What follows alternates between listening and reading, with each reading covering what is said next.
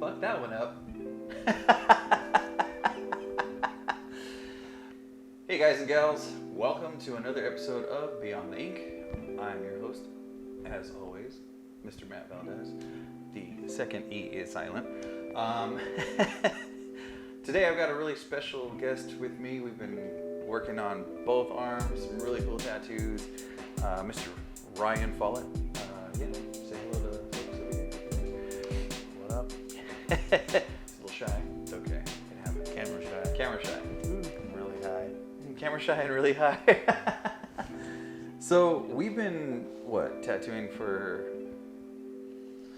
Over a year? Yeah, over a year. We started A little over. with the lion on your. All started with the lion on my shoulder. Yep. Oh, watch the microphone.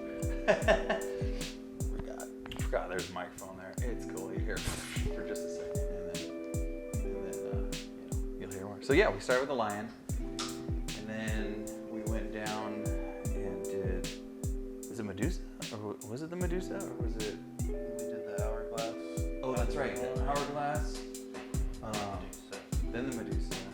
Then we did the symbol, and we did. Then we started working on this piece, the roses, Yeah. Like within a year. Quite literally calls me and says, yeah, we did all this in a little over a year, yeah. But he'll call me and go, I have an idea. Okay, cool. What's your idea? I'm not sure yet. We'll figure it out. We'll figure it out. And that's usually how it works. But it's that creative process that I love so much. I tell people all the time, you gotta have that flow. You know what I mean? You gotta be able to bounce ideas off. Well, that's why I come back to you, and people always like, if I tell them, oh, I'm going to get tattooed today, and they go, oh, that's cool, what are you going to get? And I'm like, oh, I don't really know yet, we just kind of figure it out sometimes, and they're like, what? That's stupid, like, you're going to get a tattoo, it's going to be on you forever, and you don't know what you're getting, and I'm like, you don't understand, It just works. It's yeah. Just, it's part of why I go and do it. It's part of the therapy, Yeah, it's funny because my last client, we were just talking about how tattoos are really like a form of therapy. Like you sit there, you go through the motions, you feel that pain, you feel that a little bit of that, it's the endorphin rush, it's the dopamines and everything like setting you off, and then the relief and the sense of accomplishment, like, yeah, I just got a nice badass piece of work. So today we're working on the forearm piece. We did a dagger with a illustrative type anatomical heart. We're gonna add, I drew on some roses and some rose buds to kind of do some fill-in work on the forearm. So while the other part's healing, we still have this from a week ago. 2 weeks ago. 2 weeks ago. 2 weeks ago. We still have a little bit of it healing. It's a creative process. It's just something that happens all the time. So without further ado, let's jump on into this. Cool. Yeah. So this is your form of therapy, huh? Yeah, it's wild, man. Like like you're saying, people will get tattoos for a lot of different reasons. And right. I think for me, all this, so much in such a short period of time, it's definitely been what I've been going through this past year. But also just the process, coming here, like unwinding, getting under the lights and stoned as fuck and listening to music and just, get blasted. That's something about it that's releasing. I think doing it in the private studio versus the shop. I mean, because we started in the shop. Yeah, you know what? And that makes such a huge difference. I don't think I would have as much if you were still in a shop. If I was still going and not doing my own thing, and yeah, because in the shop is cool. Like it's not that I was uncomfortable or whatever. Like the shop you were at, I didn't really like, but we don't speak of that. I'm kidding. Not that I didn't like it. It's no, just, I do. Certain personalities tend to clash, and and it's just one of those things, like not everybody gets along with everybody. And if you're uncomfortable, and I didn't mean to cut you off, but if you're uncomfortable getting tattooed, and I say uncomfortable like physically uncomfortable, then it's not going to be a good experience. It's going to be, you're going to be. It's a vibe thing. Yeah, it's definitely you gotta vibe with your artist, and your artist has to vibe with you. So. Well, I think that's what you're all about, right? Is like the customer and their side, or not the customer. What would you say? Like client. The client. There you go. Okay, and their side, because so many shops and artists just have this ego, and maybe it does make people feel uncomfortable in there, or get that bad vibe, and maybe they really love getting blasted, but they don't like that vibe, or like a shop, and they haven't found an artist that is mobile or something. Yeah, because I travel a lot, and I typically, you can find me in different cities, different states. I'm all throughout the United States. I've tattooed in Europe, but I treat everybody the same. I treat everybody with respect. I want everybody to, have a genuine, great experience. I don't want people to feel like, historically tattoo artists have been egotistical, kind of asshole-ish, esque. Right. But you don't have to. You really don't have to feel that way about everybody. No, it's always good vibes with you, and even in the shop, it was good vibes. There's always gonna be assholes everywhere you go. Yeah. But it's just never a bad experience, because you're on that personal level, I think. I try to create relationships rather than just slap on tattoos, and I think it's another reason what drew me out of the shop was I couldn't create as many relationships. It was more like this way. I'm in a private studio. I'm relaxed. There's no rush. I'm not trying to, get you in and get you out and done. That's just never been my thing. So by having fun and doing it this way and literally doing what we're doing now. Yeah. We just sit, hang out, we talk, get tattooed, and there you go, That's pretty much the gist of it. But the cool thing, again, why I started Beyond the Ink is because I hear so many fucking cool stories. And we just start talking, and I'm like, man, I just want to share this with other people. So, put it on YouTube, Spotify, iHeartRadio, and Apple Podcasts. So if you're driving, you can hear this stuff. Because some of the shit we say is funny, because most of the time... crazy, funny, interesting. Yeah, just life, Yeah, you really want to get to know somebody or hear some interesting stuff. Give them 2 hours to talk or 6 hours to talk. What's the longest we went? 4 or 5 hours, Yeah, depending on the session or depending on how long we're going. I mean, we talk about everything. We talk about family. We talk about work. We talk about people at work. We talk about, fuck. Yeah, everything. I think, it's basically, besides being therapy, it's you're the therapist, because you don't know, nobody knows more about you in some senses than your artist. True. If you've opened up to it, if you have that type of relationship, I think, which we do, you're that type of person, when somebody can tell you anything. Yeah. and other than, and it sounds funny, but before, people would tell me anything and everything. And then I just say, okay, it stays within these walls. I don't repeat shit. Right. And then I got Beyond the Ink. But I don't repeat stuff. But you're not I'm not repeating it technically. I'm not repeating it. You guys are sharing it. You guys, telling me about it and then talk to the... So it's coming straight from the proverbial horse's mouth. Well, I hope if there's something I share, you'll give me the option of editing it. I'll give you the option to edit that out, and I'll look down below. It's in the comments. No, we definitely edit that out. We edit stuff that may be misconstrued. Yeah. Because you never know how someone's gonna take something. If they're gonna be cool with it, if they're gonna be. Again. Unfortunately, in this day and age, where everybody gets offended over, dude, everything. Stop doing that. Yeah, seriously. It's just so. Well, besides that, like, I'm kind of notorious for sticking my foot in my mouth. Oh yeah. And everybody says stuff that they not necessarily don't mean, but could be taken out of context. It's just like, whoa, I didn't mean it like that. You know? I too suffer from foot in mouth disease. Yeah. It's like, yeah, I tend to say shit because I'm very black and white, or black and gray. No, I'm very black and white when it comes to how I feel about anything. You know, I'm very blunt. And, Yeah.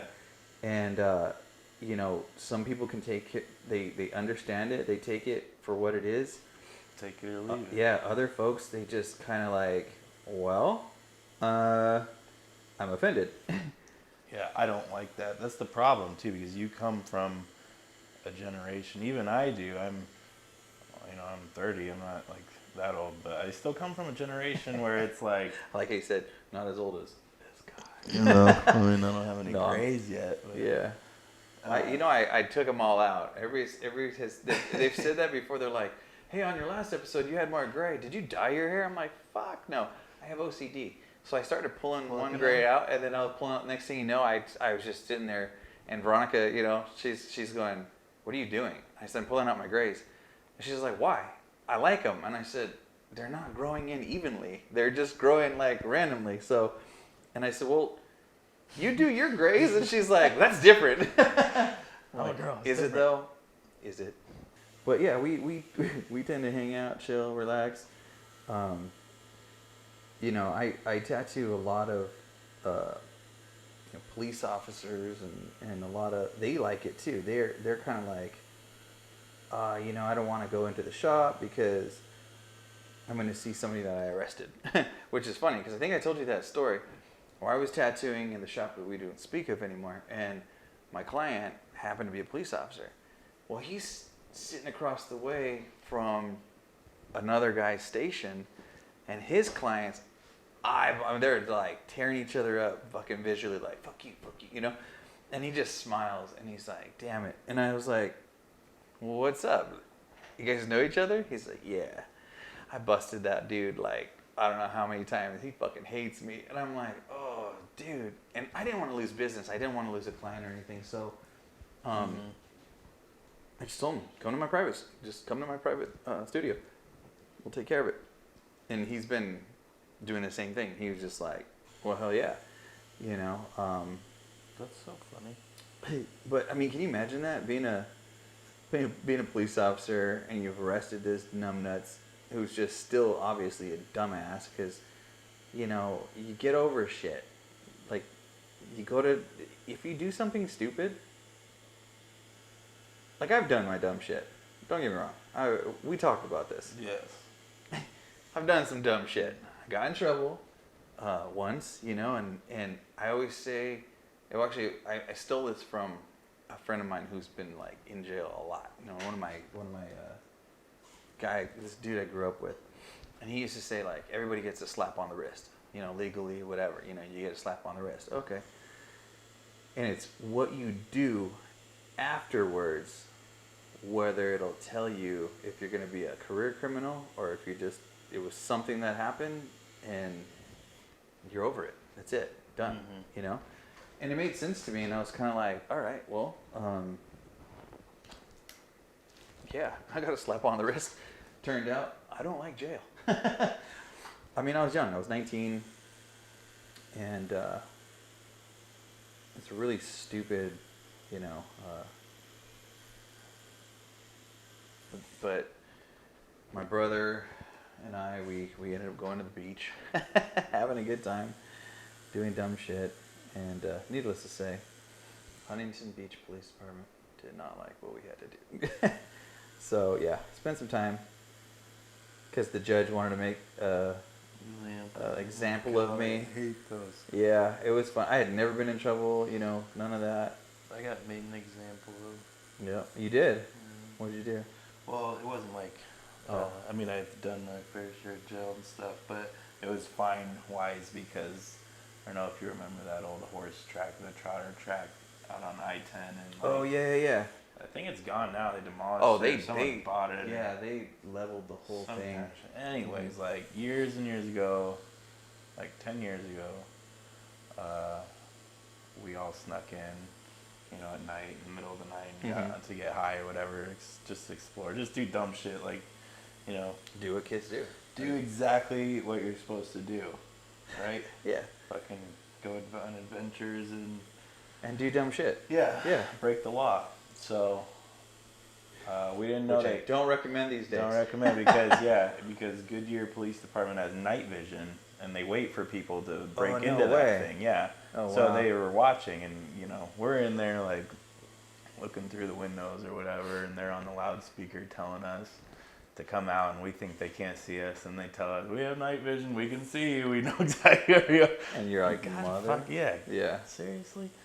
So we just go out there, turn ourselves in, and then they arrest us, write us tickets, let us go. We go to court. Judge is like, I'm tired of these goddamn kids going into that trotter track, and it's condemned, and I'm going to make examples today, and No. yeah, $500 fines and this and that, and community service, and it's just, Oh my god. yeah. He was like, today? Man, You're we didn't fucked. even get to finish. We just as soon as we got in there, they ruined it. We didn't even get to smoke our blunt. We rolled the blunt.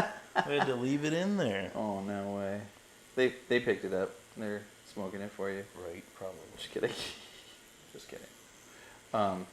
That's funny. But how old were you when you did that? I was probably 19 or 20. Oh, okay. So yeah. I mean, I wasn't a dumb kid, but I was. It's just. It's because you're quiet. Yeah. No, I'm teasing. That's funny though, because I was 19 when I did that dumb shit, and what are you gonna do, right? It's like a dumb young adult. Maybe that's what it is. Like it's that transition from kid to young adult, and you're just like, yeah, I'm gonna lash out, or I'm gonna be an asshole, or I don't know. Rage, rage. Yeah, that's that. It's that. It's acting out. It is. What'd your parents say? Oh, my dad was just I don't know. He was always disappointed, but I think in his old age and just how bored it was like some kind of action for him. Because even though he was disappointed, he was never mad. He never yelled. He would always help me out with fines if he could. Even I got my DUI, and he'd tell me all the time, don't drink and drive, just call me. Yeah. I don't care what time of day, where you are, I'll come get you. I tell my kids the same thing. And it's when I got my DUI, I call him from the hospital because I rolled my truck. Oh, shit. Yeah, it was a bad one. And I'm like, Dad, the thing you told me not to do. Yeah. I did it. He's like, where you at? I told him what hospital, and he said, I'll be right there. And that was that. I bet that scared the living shit out of him, too. It did. He was probably, didn't even want to be mad at that point. Just was worried. But still, he never freaked out. He would just handle it. Yeah. Yeah. So doing dumb shit as a kid. It's, God, dude, if you rolled your truck. Okay, so here you are. What were you, 19, 20? Yeah. Sure, 19, 20. You No, roll I your was truck. 20, yeah. Oh, you were 20, okay. Yeah. So you roll your truck, and your dad's like, where are you? One of the worst things you could ever tell your father or your mother is, I'm in the hospital. Being a father now, I can only imagine. Yes, I was just about to say that. Now you're a father. Yeah. But your son is super young. He's right. I still can't really, understand, but yeah. As soon I got an as idea. He starts to do things, and I say this for, young fathers and young mothers and young parents. Your kids grow up super fast. Don't blink, man. Take advantage of him being your best friend and loving on you and all this stuff that sometimes we get mad at. Not mad, but just sometimes you get I'm tired. Yeah. I worked. I did this. It's easy to do that. Oh yeah. And the next thing you know, you're sitting down in the living room, and he's like, "Hey, Dad, I met this girl," and you're like, "Wait, what the fuck? Like, what happened to my little guy?" You know, or "Hey, Dad, can I borrow the car?" Or, "Hey, can we do that? Can you take me here? Can I?" You know, it happens really, really quickly. That the little ones just do. My youngest, I mean, you know, my youngest Evan, he's in the Navy, and it was so weird because I just, you know, remember going to his football games, doing all this stuff, and now he's out of the house. He's out at sea right now, and I still can't. It's a trip to me. You know. Yeah. So, I can't imagine that because of the mixed emotions of like being proud of him, but also fearing like, you know, what could happen to him out there. Yeah. You know, there's a lot of stuff going on, I'm sure, like in your head. in my head, you know, again, you're a father, but like when they're older, and it's funny because I mean, I worry about all my kids. I really do. I worry about my kids that are, they're all older, you know, and they're all adults, and they're having kids, and my wife and I, no joke, man, we worry about these guys like so much, and it's really easy to forget that they're adults, you know. But my biggest fear has always been, you know, one of them calling me up and saying, "Hey, Dad, I'm in the hospital," or, "Hey, Dad, I got in a car accident."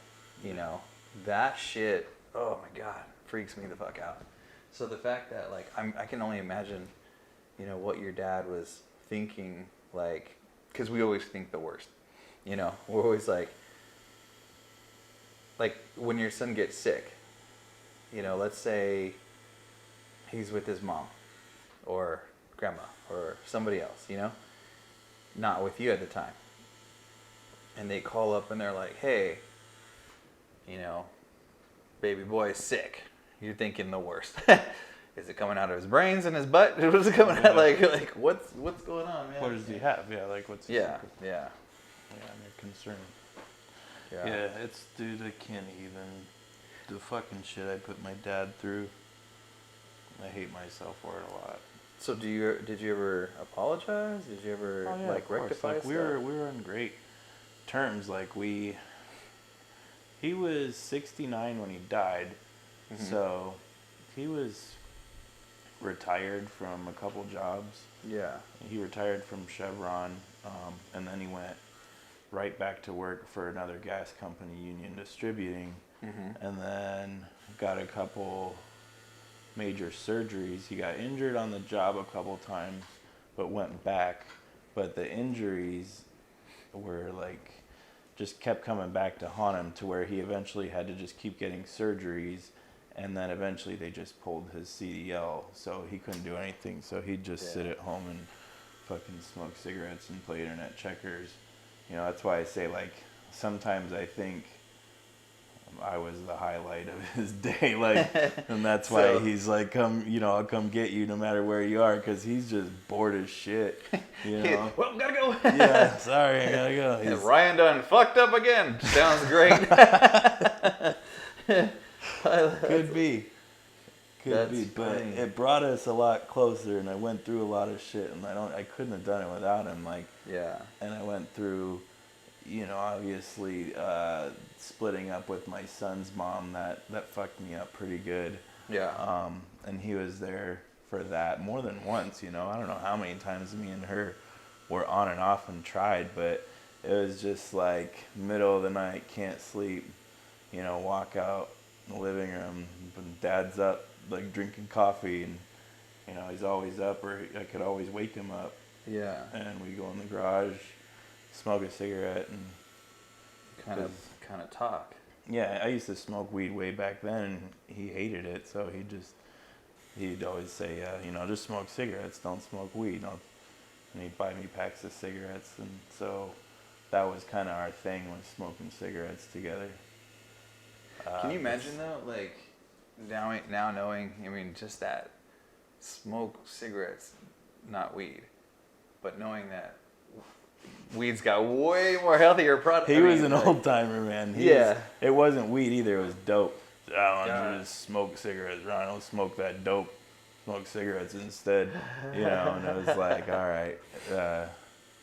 It was just it's kind of weird looking back too, because I was addicted to cigarettes for like quite a few years. Like probably from age, let's say age like 23 to 20, I don't know if vaping counts, but I just quit vaping, Yeah. So 30. Holy shit, dude. Yeah. It's dropping them fat clouds, bro. Right? I wouldn't say 23, 24, 25. Okay, let's just say I've smoked for like 5 or 6 years, and my dad is the one who got me hooked on it. He was the one who encouraged me to do it. Way. Yeah. Well, I mean, that's crazy, but at the same time, if that's your... Same time, that was our thing. Yeah, that's your thing. know? That's what you guys did. Some people go shooting, some people work on cars, It's just such a wild thing. Like, oh yeah, my dad got me hooked on cigarettes. People will freak out at the thought of that, because... Yeah. Well, because of there's so much negative... I mean, cigarettes are bad. Yeah, they're no doubt. Yeah, don't smoke. Don't smoke cigarettes. Smoke weed. Smoke weed. Get yourself right. No. Which is funny because, my wife has fibromyalgia, so she's always in pain, nerve damage, and, it's just like always, always, always in pain. The doctor straight out told her, Dr. Chen in Rancho Cucamonga, phenomenal doctor, by the way. With a name like that. I miss Dr. Abram Chen. He's a really cool dude. But he told her straight out, he was like, you're going to die in pain. And it's like, tell me how you really feel. So, right. Thanks, Doc. Back in the day, my exposure to weed was, we were talking about backyard weed, like dirt weed, skunk, cess. Maybe you'd have the chronic, Right. stupid shit, Yeah. And now there's strain after strain after strain of just... Well, that's like when same. And when I quit smoking weed, I've obviously done it a few times in between, probably like maybe let's say 2 or 3 times a year. I would do it in the 10 years I was quit. Yeah. Which was when my dad got me hooked on cigarettes, basically. So up until now, when I just recently started smoking again. Is that stress induced, or is that like... Yeah, it's like... Or just comes and goes? Because I know if you drink like vodka or certain distilled alcohols, there's a chemical in your brain that makes you want want tobacco or want that nicotine, And it's really strange. That's weird that you say that, because I did quit drinking. I mean, I got my medical card, and I had quit drinking completely, went 30 days, Yeah. Because I love to drink beer. That's just my thing, and even now I'd probably prefer drinking beer over smoking weed at the end of the day. Yeah. But... because drinking during the day at work is kind of frowned upon. It's difficult. I mean, I could probably get away with it. It's badass. It's frowned upon in certain establishments. Yeah. I'm kidding. I would not operate heavy machinery. Right. It says it on the label. No, I'm kidding. Right. That's funny. No, and not that I do everything high at work. It's just right now I totally changed how I... because everything I was going through, I wasn't eating, I wasn't sleeping, just all this stuff. Drinking was making it worse, like more in my head or more in my feelings or something. Yeah, it brought it out more. Yeah, and so getting sense. high just made sense, because like when you said earlier how when you would try smoking weed or getting high or whatever, it just make you anxious. Yeah, I used to. I mean, I don't drink. Don't smoke, don't do anything. I don't smoke that dope. No, I'm kidding.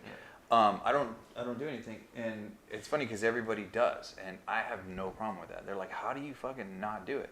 Well, back in the day when I did smoke weed, I used to smoke weed with my friend, and we would find the dumbest fucking ways to smoke weed. Like, seriously, not kidding. We found one time we found that, or we tested a theory that if you were literally higher, meaning high, and smoke weed to get high, would you get high? Gravity-wise? Gravity-wise, yeah. So our dumbasses were in high school. I think it was high school, and or just out of high school maybe, and we smoked weed. But we climbed the backstop of a softball field, like the girls' softball, whatever. And we're way up there. We smoke. We were like hit this joint, and we used to do dumb shit at that park. It was my best friend and I. We used to do dumb shit at the park, and we were so high, and I'm like, fuck, we're high. How do we get down? And he's like, I don't know. I'm like, we're laughing. So I go, how about we go like this? And I just jumped off, and I think I hit with such force that, because we couldn't climb down, we were too high. So I jumped, and I hit my ass, but at the same time, when your knees bend so quick, like, bam! I think I kneed myself in the face, but I hit the ground, and I'm fucking dying laughing, like, just hysterical. So he's up there, and he goes, all right, cool. So he goes to jump off, and this is back in the 90s, so, you wore oversized pants. Well, his pants got caught on the chain link, and he's like, oh! And so he's hanging there like, oh, shit. And that made me laugh even more, because I'm watching him like, ah! And I'm like, how do you not laugh at that? And I'm dying. I swear I almost shit myself, man. And either that or pissed myself or both. And I just remember busting up laughing. And he's like, no, and rip, his pants go rip, he goes flying down. He was shit out of the movies. Yeah, I mean, dude, I can't make this up. I swear to God. And he's probably going to hate me if he sees this episode and goes, thanks for telling that story. But I didn't tell his name, so, no names. He's safe, but he'll laugh about it. Best friend. I did say my best friend, so if you know who my best friend is, then yes, you'll know that he and I did smoke a lot of weed long time ago. But, oh my God, it was dumb shit. That's what we did. We did dumb shit. And so, I never went to work high. That's what it was like, smoking back then. And I was, like, I smoked up until, when did I say? I don't know. I think I quit when I was like 19 or something. Mm-hmm.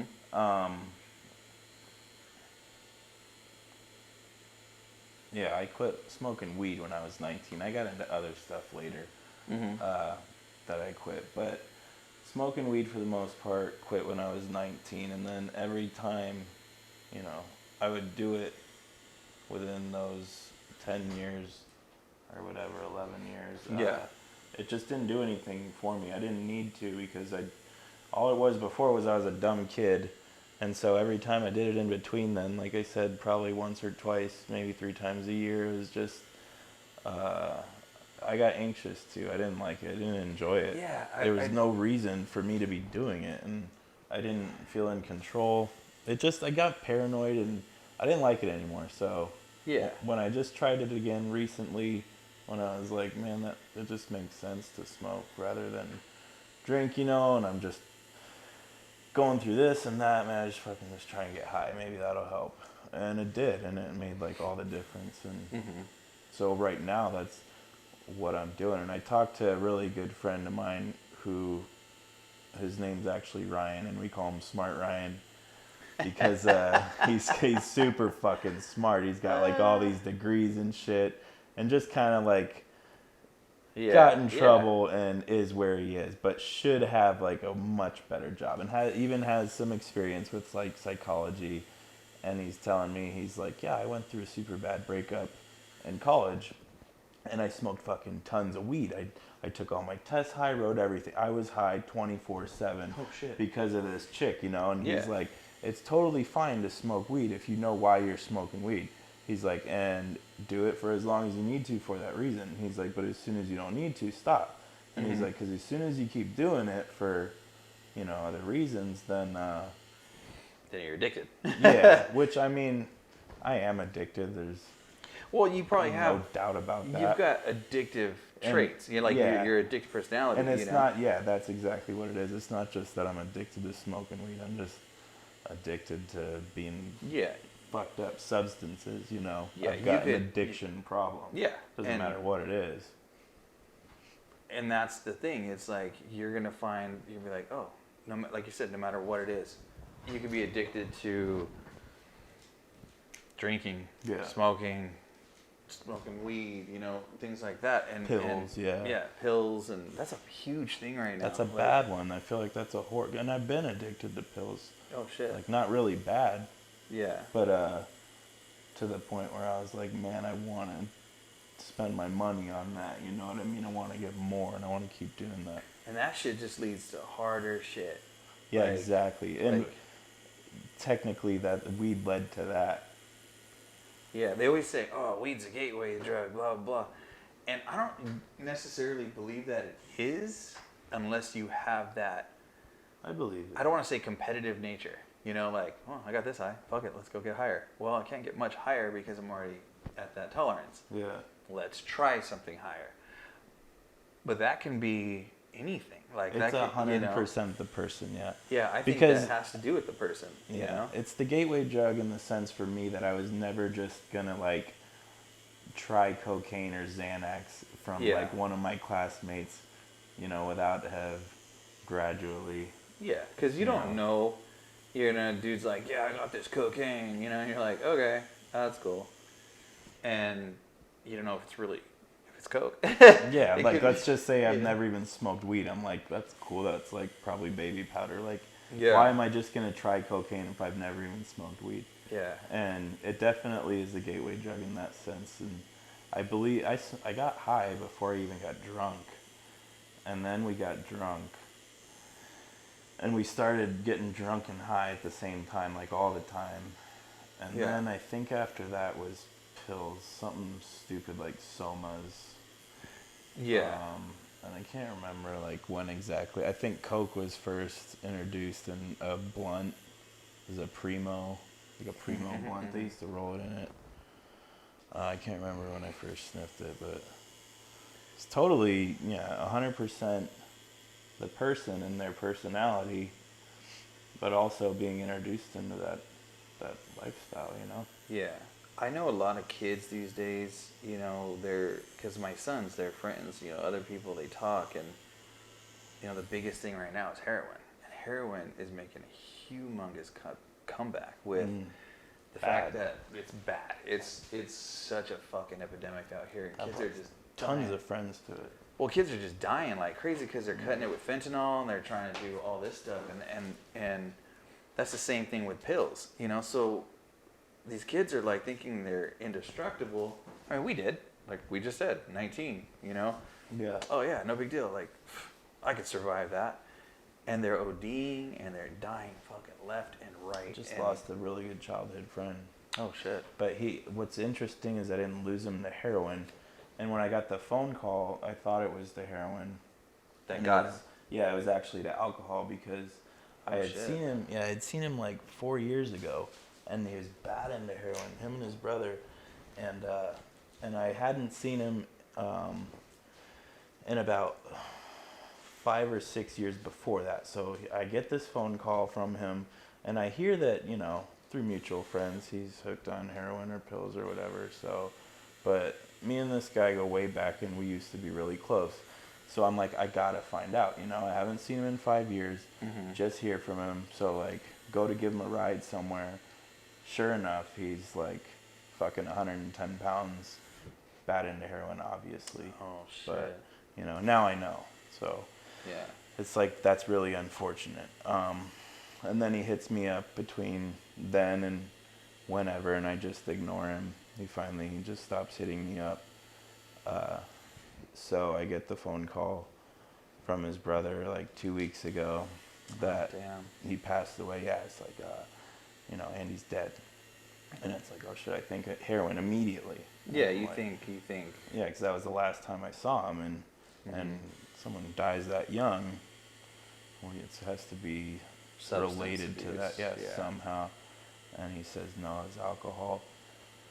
Damn, like, oh, that's so weird. And but he says, yeah, just after they quit heroin, substituting substances. Yeah. So bad into alcohol that his liver was like mud. He said, nothing. And that was at 31 years old, like nothing there, just mud, black mud. crazy. Hold on one second. That's a tough one, dude. Like, not just losing a friend. You know, childhood friend, somebody you grew up with, somebody you. He took care of me too. He was like he was someone I looked up to a lot, and yeah. it was really bad because I got my shit together. I had a kid, got a good job, and have somewhat done something with my life. Yeah. I've been okay, Yeah, you got your shit okay. together. Yeah, absolutely. So for him to see me like that and me to see him like that, it was just kind of like sad, but like I lost the respect I had for him, and that kind of like mentor figure view I had of him. Yeah. And then he was also probably pretty ashamed, to see me where, to be asking for a ride, and I was just about to say that. because he was a year older. So. I was just about to say that role reversal, of now, like you said, you got your shit together, and he's, on the downward spiral. Yeah, it's awkward. That's awkward crazy. to have friends addicted to hard drugs like that, and close friends, childhood friends, or. Oh yeah. It's like, kind of like when a hot girl lets you down easy or something, and Yeah. and you gotta let them down the easiest way possible, and just let them know, like,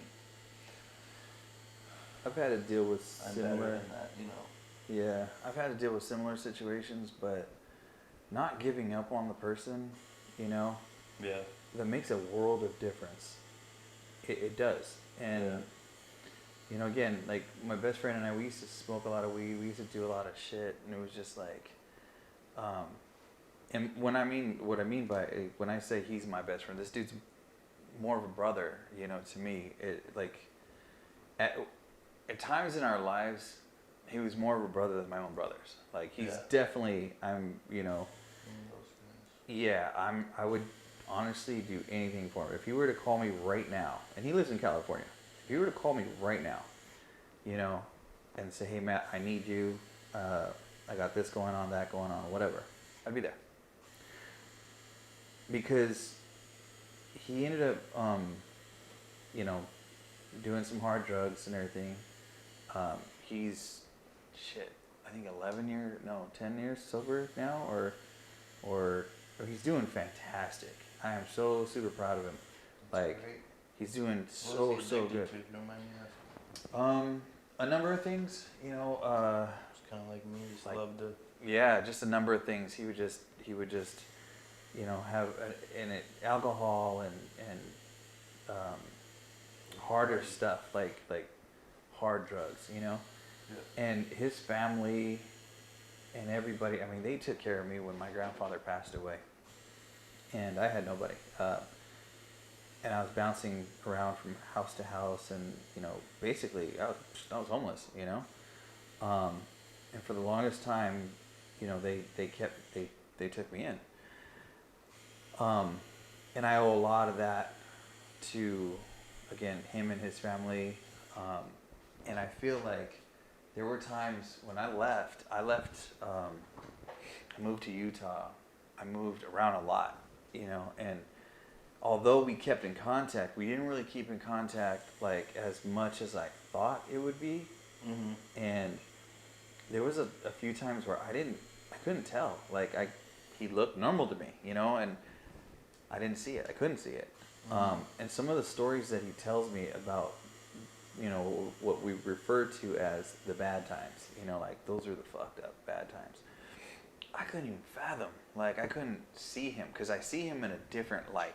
I see him as, again, my best friend, dude. We used to hang out together, party together, live together. We used to fight together, which, we are not fight, he and I. We've never fought. Yeah, And this is a funny thing. He and I, we met, I was 14. We met when we were 14 years old. I was 14, yeah, he was 13, 14 years old. And we've just became really good friends. never fought. I'm 43 now, and I never fought with any of my best friends. Yeah, and he is the epitome of a brother, you know, and so like when I found out like some of the harshest times and everything, and I didn't know about it, God, I felt like the biggest fucking asshole. I wasn't there for him. Like it feels like that for me, and I know I don't think he'd sit there and go, man, you know, hold it against me and everything or anything. But dude, it's hard not to feel that way when it's somebody you care about, someone you love, and they're going through, you know, tough times like that. Did he ever ask for help? Or? No. No. Yeah, I don't think you have anything to feel guilty about. That's more of something he probably didn't even want the help from someone, you know, like... Yeah. I don't know, dude. I feel it's weird because when you're saying that, you're talking about your best friend being addicted to some hard stuff, and I'm like, I have two best friends that I'm really fucking close with. It's been pretty much the four of us. This other dude we're close with too in our clique, but he's always living his own life. But just the three of us since fucking like grade school, like first or second grade, me and my two other buddies.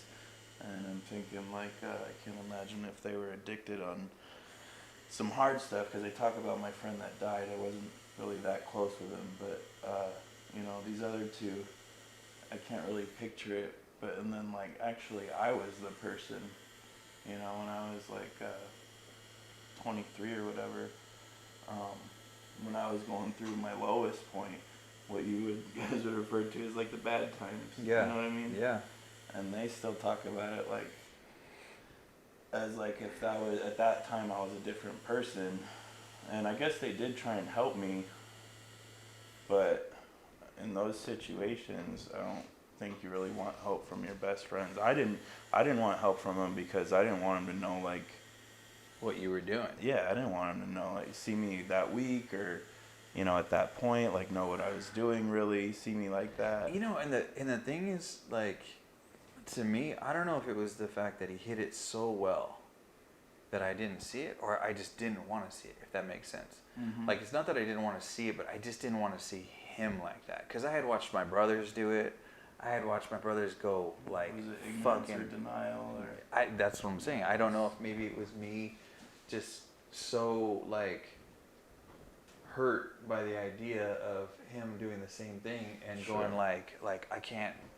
Like, it was hard enough to watch my brothers go through shit like that. Right. My brothers were addicted to hard shit. Speed, crystal meth, I mean, everything. Like, that's the same shit. But, like coke, heroin, pills, fucking... Well, they were some fucking hardcore motherfuckers. They're some hardcore motherfuckers. Still. But, like, that's what they did. And that was their thing. And to see my best friend, I was in denial. I didn't want to see him like that. I was like... Nah, not him. You know, I look back at some of the pictures in my photo album and he would tell me, oh no, I was fucking high right here. I'm like, I didn't see it. And maybe I just, again, my blinders were on because the love that I have for him, you know, and you know, being my best friend, I'm like, I don't want to see that. Well, I think that's why parents never see it. Because I always wonder, or I always tell myself too, that my son will not get away with the shit that I got away with because I'm smarter and I know what to look for. Uh-huh. But, you know, maybe I don't. Maybe I'll just be so blinded by, like, that's my perfect little boy. And maybe that's what my parents were, why they never knew how hard I was fucking up all the time. Yeah. Because they just kind of like... Not my baby, thing. But yeah. Well, I mean, and it's true because it does happen where you go, you know, not my kid, you know, not my son. I catch myself doing it. Like, things that like another kid would do that drive me fucking nuts, but my son does it, and I'm just like, oh, that's cute. Like, you know, it's fun. Like, it doesn't bother me. It's cute when you do it, but I kick the shit out of that kid if he does it, you know? Right. Yeah, no, I feel you on that because, I think it's human nature. I think it is human nature. I think, and that's you know, it's a big tie-in to why, you know, certain parts of society is fucked up because people have the blinders on.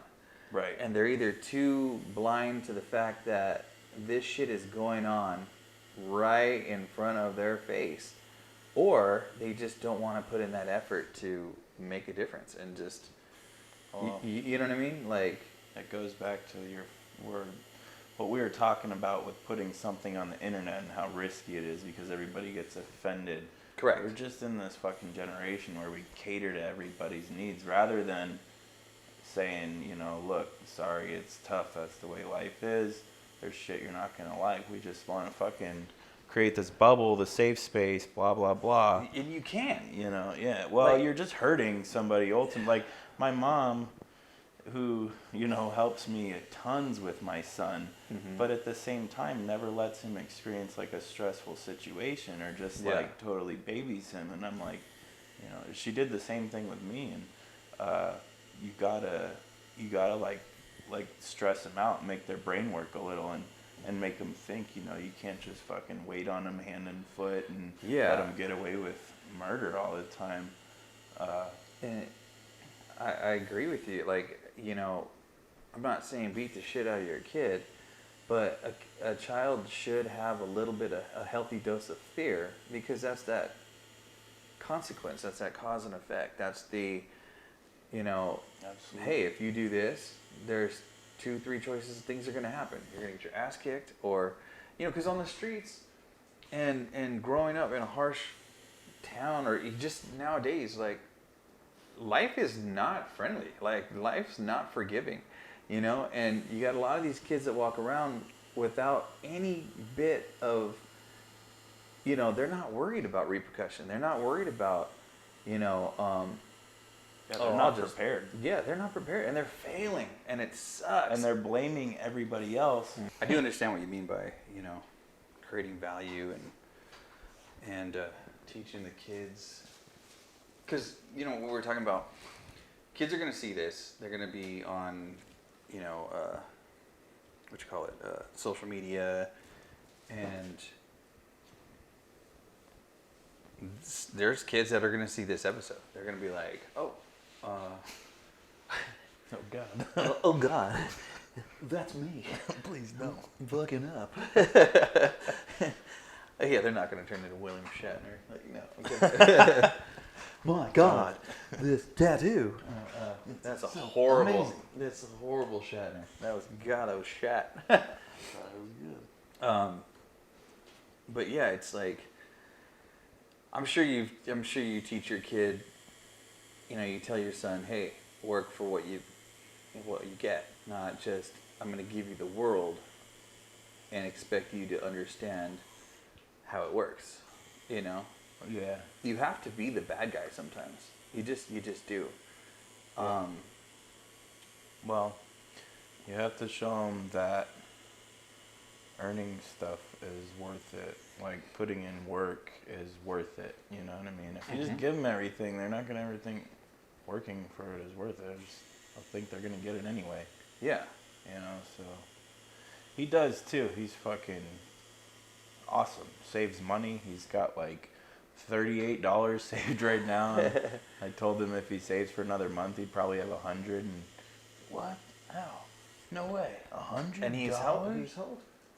He's 8. 8. So, yeah, I was trying to tell him like it's Christmas time and he's older, so people will probably give him money. Because they don't know what toys he likes. Yeah, because he's into different stuff. So he's like, dang, $100. And I'm like, what can I do with $100? That's what he's doing, dude. That's so cool. Brain starts going, yeah. But he's also like, I was cleaning his room yesterday. I found a piece of paper for lawn service. Like he didn't even write it up. He had someone else with better handwriting write it up. Oh. But it was like a lawn cleaning service, like with fees on there, like $10 to do this, $10 to do nice. Yeah. This little entrepreneur. Like, yeah, right, little hustler. Uh-huh. And then he also is just always trying to earn money by doing stuff. He gets allowance at his mom's, so. Mm-hmm. And how's he with that whole split, everything? He's real good. I mean, he's almost got like 3 homes. You know what I mean? 3 family. 3? Yeah, because so his mom had a kid when I got with her. Mm-hmm. My son's sister.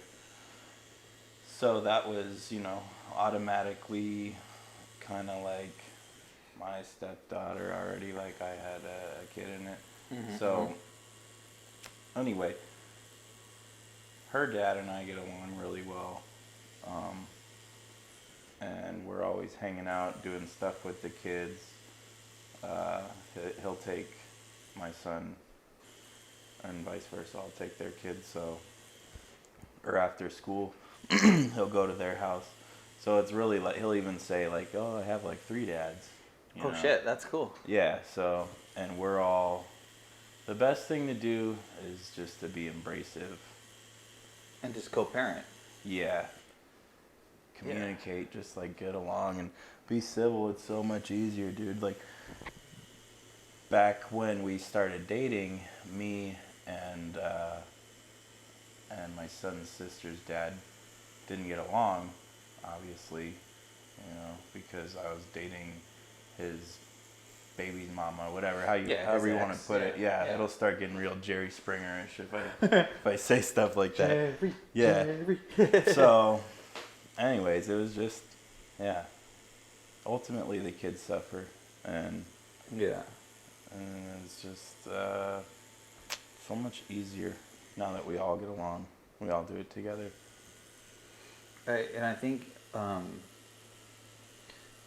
like you just said, the only one that's going to suffer from bad co-parenting is the child. Yeah. And unfortunately have experienced that as well. Both growing up and then having my first child, it was bad. It was hard to, my ex and I, we just did not get along at all for a shit ton of reasons. And my daughter suffered from it, for it, the whole thing. And I became very distant, and I became because I didn't know what to do. Mm-hmm. I was 19 years old. I had no idea what to do. Fucking hardest, dude. Like, and I say all the time, still to this day, I still don't know what to do. This is my first time ever being a father to an 8-year-old at 30 years old. You know what I mean? Absolutely. And figuring it out. You're not going to know what to do. I've talked to so many people, and they're like, how do you do it, Matt? How'd you raise your kids? I'm like, God, a lot of trial and error. A lot of, and I, it's fucked up, and I hate to say it, but the one, there was times where, I didn't do well. I fucked up, and. Nobody can make the right choice 100% of the time, though. Like, and even my parents not drinking or doing drugs ever, not even a beer once in a while, didn't make the right choice 100% of the time. That had nothing to do with it. Yeah. It's just the fact that we're people, we're humans, Yeah. It's so nuts, man.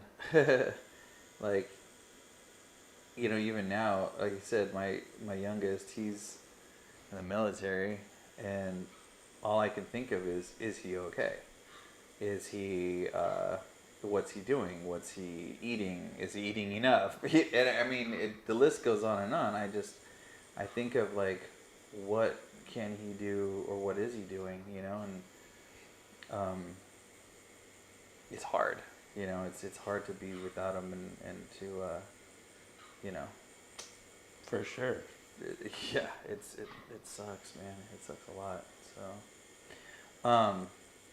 but what was I gonna say? As far as like back to being 19 and figuring it out. Being 19 and figuring shit out, like young parents, man. I knew that I wanted to be a young parent.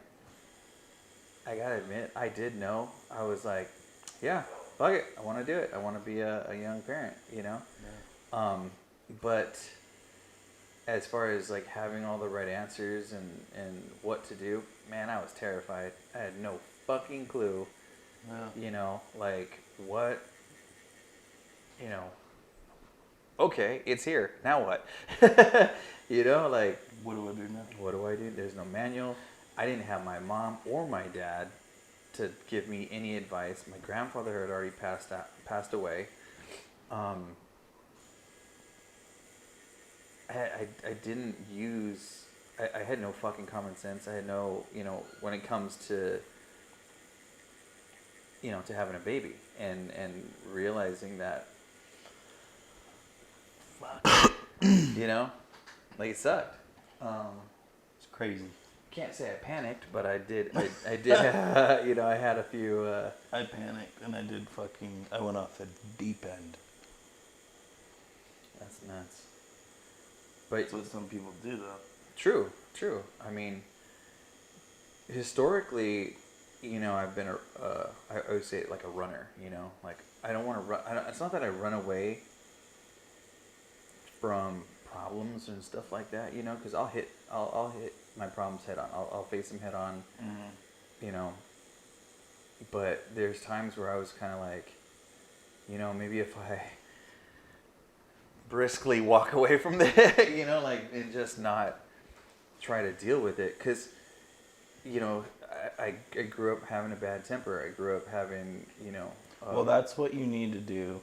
Because, in my opinion, so like I say, I fucking, hit rock bottom when I first became a parent. And it was just, partly because I didn't, so it was fucked up to begin with because I didn't find out until he was 3 months old that he was mine. Oh, shit. Okay. So, yeah, when I found that out, I kind of just jumped right into it, put, all the bullshit and reasons why, all the drama, basically, of why I didn't find out he was mine until he was 3 months old, and that whole backstory, tried to put that to the side and just do the right thing. I took on 2 jobs, and I got an apartment, and was just grinding, you know what I mean? Trying to raise this infant and be the family man to his mom and my son's sister, who was at the time 3 something. But anyway, I'm trying to do all this, so trying to do the right thing, and I can't get past what happened and the situation I'm in and the demons, and I'm using substances and I'm coping with drugs and alcohol, and it just gets really bad to the point where I can't even be with my son's mom, and she moves out, and so I lose the apartment. I can't afford everything by myself, and I do some dumb shit and get in trouble. And that's how that whole thing happens. But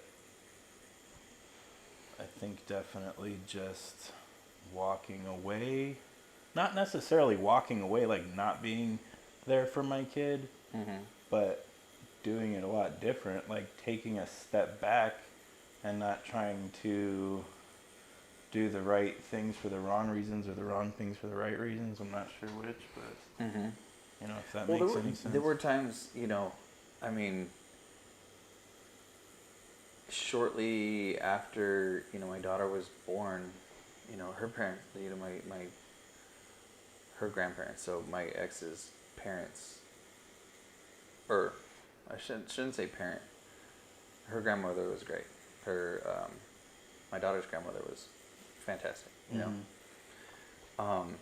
that I know of. She never had any bad things to say in front of me. Right. Her grandfather, on the other hand, fucking hated me. I remember even in the actual, at the hospital, I'm there. For whatever reason? For a ton of reasons. Oh. But he thought, I was this and I was the world's biggest piece of shit and this and that, and he was a different guy. He was very abusive. He was very, Oh, so he was probably just threatened or something. I don't know what he was, but I remember in the, she didn't want me in the room, or I wasn't in the room. Nobody wanted me anywhere near the delivery room, and I see him walk out with my daughter, and I'm excited. I was actually feeling a little bit overwhelmed. I was kind of dropping a tear, you know? Like, I was very excited. I don't recall, like, crying a lot, you know, but I did start to tear up, like, holy shit. Yeah. She's here. This is my daughter. That's this is, you know. the life you just brought into just, the world, yeah. you know. And he was in one of those, my ex had a C-section. So he was in one of those, you know, hospital gowns, and so he looked like a doctor holding the baby. Oh. And I said, "Is that her? Is that my daughter?" And he said, "Yeah," or like, you know, this is my granddaughter or something like that, you know, like he didn't acknowledge it.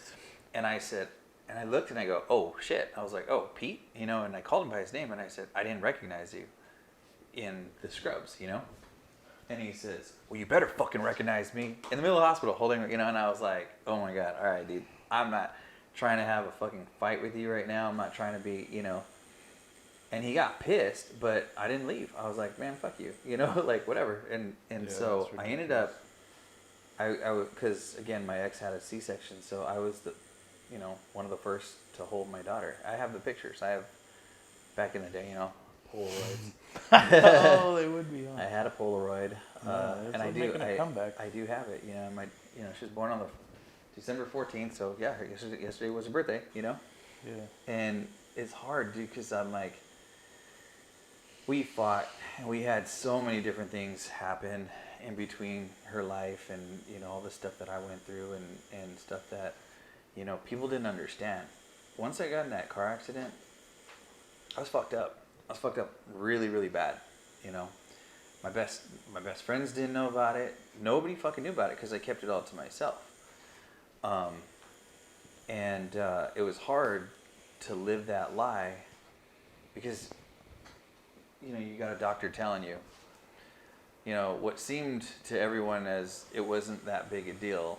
You know, like, oh, you're walking, you're good. You know, you have some bumps and bruises and you have some other stuff. Well, the specialist told me, yeah, buddy, you got nerve damage, you got this, you got that. You're basically going to die. I'm like, oh, fuck yeah, dude, right on. So trying to explain that to my ex, who already fucking hates me, like, hey, you know, I got to kick rocks. I was trying to save everyone from the inevitable that I thought. I didn't tell my dad. I didn't tell my mom. I didn't tell my sister. Nobody. Nobody fucking knew, you know? And, yeah, it sucked. But, and the biggest one that I hurt the most was my daughter, because I had just, you know, we just had her, and, man, it was so difficult. Like, it was crazy. But, you know, again, not knowing, I don't know, not knowing what to do. I've made so many fucking mistakes. Like, and I kick my ass. It's one of my biggest, you know. And we've talked. We got in this huge fight, but we've talked and we've said, you know, hey, let's not live in the past. And we said that, let's move on, let's move forward. But it's so hard. You know, it's easier said than done. Yeah. God, it's so easy. We always circle back to it. Because I go, all the birthdays that I've missed, all the gifts that I never gave her, all the time that you never get back, and you never, you know, that kills me all the time. Not a day goes by where I think of, or I don't think of my daughter or how shitty I was as you know, as a father. And I've tried hard, so hard, and I've made mistakes with my sons, and you know, it's just, what do? You know? You know, I've come to grips with the whole thing, with the past and everything, and there's nothing I can do about it, really. I mean, other than apologize, which I did, other than, you know, continue to be a better person, which I've done. You know, I'm trying to do. You know, that's all you can do. Yeah, you know, I mean, it's the right thing to do. In the general rule of life, just don't be a dick. Like, seriously, just don't be a dick. Just. My dad had the greatest saying ever, and I wish I could just abide by it, because it's really hard to do, like, day by day. But he just said, do the right thing, and everything else will fall into place. Mm-hmm. Like, you don't have have to worry about, nothing else. Don't stress about your job, your future, your career, whatever, your money. He said, just do the right thing every day, whatever the right thing is, and everything else will be okay. And he's right. Like, I think, you can call it like a karma in a form. Yeah. Performance karma. There's a lot of different ways to look at it. I noticed that it's funny that you say that, because when I was doing the wrong thing, and I was I didn't care. And that was the biggest thing was like after my grandfather died. Yeah. I went through so much shit of didn't care, didn't. But bad shit was happening to you all the time. And I was fighting all the time. I was it was just not good. I didn't. Yeah, it was bad. Like it was really bad. And I was cursing a lot. I was like a lot of things. I questioned the higher power and God and Yeah, I still do. And I have moments where, I miss him. And again, he died in my arms. I was 18 years old. I'm 43. Not a day goes by where I don't think of him. I have a picture of him in my office, in my studio. I have a picture. I had his portrait tattooed on my leg. There's no, I think about him all the time, and that's never going to change. But like, people don't understand that, when you lose someone like that, and dude, it's like, it's tough, dude. I was clean. I told you I've been cleaning and organizing at my mom's a lot, and so a lot of that reminds me of my dad, and it's like, fuck yeah. How old were you when you passed? It was 5 years ago, so I was 25. Do you think a lot of that has to do with like obviously some of the decisions that you've made were kind of... Yeah, he had lung cancer and then he beat it. Mm-hmm. He got diagnosed while I was in prison, and I always wonder, like, if I stressed I'm a huge believer in your mind being connected to your body and all that stuff. Yeah, of course. Jumbo. And I really sometimes feel like I had something to do with his health breaking down, like stressing him out. I was basically the youngest kid, last hope, fucking up the worst. So, like, I don't know. But you really can't put that on you. And I know it's easier said than done. Yeah. But when you think about it, when he was telling you, hey, if you ever need me, just let me know. And you always say it was the highlight of his day, because, that's love, dude. That's just, there's no way around it. That's just... Yeah, no, I know that, I do... It's not even a form of guilt that I feel. I don't know what it is. I know he would say, like, I'm crazy to think that has nothing... He's fucking 2 packs a day smoker since he was however old, and so he would blame it. 1900, yeah. And then he had lung cancer, so yeah, obviously. But supposedly beating it and then his heart just stopping was the thing that got everybody like, what the fuck, dude? Like you just beat cancer, yeah. But his body was still breaking down from the chemo. He never recovered from the chemo. Yeah. So he was still on oxygen and stuff. So, yeah and no. I think I had something to do with that, but... So yeah, man, I appreciate you sitting with me, and as always, but for also being on the show, and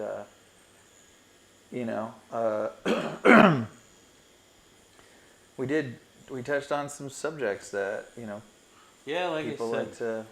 I wish I was prepared. You totally blindsided me with this, but all good. It's like, hey, guess what we're doing today? He was like, what are we doing? We're recording. No, like, but dude, you did fantastic. I imagine that there are kids and people going through like what you've gone through. Substance abuse, alcoholism, whatever you want to call it, but you're triumphant. You're what's the word I'm looking for? You've overcome that. You're trying to. You're working your way through it without making excuses, without doing all this stuff, and without sabotaging your own shit. You know. Yeah, being honest with yourself too, like we talked about. You know. Mm-hmm. Fucking don't sugarcoat stuff. Be honest with yourself. Yeah, if you're fucking up, dude, hold yourself accountable. And it doesn't mean bad person, piece of shit, whatever. Just be honest with yourself. Yeah. It all starts there. I agree. Then you can decide. If you're a piece of shit, I'm gonna be the best I'm piece gonna of be shit a I've piece ever of been. shit. I'm gonna be a degenerate asshole because it's fun. Don't do that. Don't be a degenerate asshole. Don't do that. So, you know what's funny is I get I have this banner behind me that says Hextat, and people are like, "Hey, what's Hextat?" I'm like, "It's the needles that I use. It's the equipment that I get from Needle Supply." Just so happened I was wearing this shirt. Yeah. Really, seriously, it just so happened I was wearing this shirt, and he can tell you, I'm not lying. I threw this on him. I was like, "Hey, we're gonna shoot an episode." I wish I would have got a better night's sleep. I wish I didn't get so high. And you got Pedialyte, so. But yeah, you can tell I wasn't ready for this because I got the Pedialyte.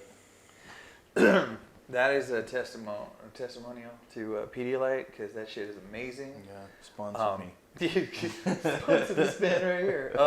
No, but yeah. So I know there's a lot of tattoo artists that watch this show too, which is really cool. I appreciate all your support as well, and I think it's awesome.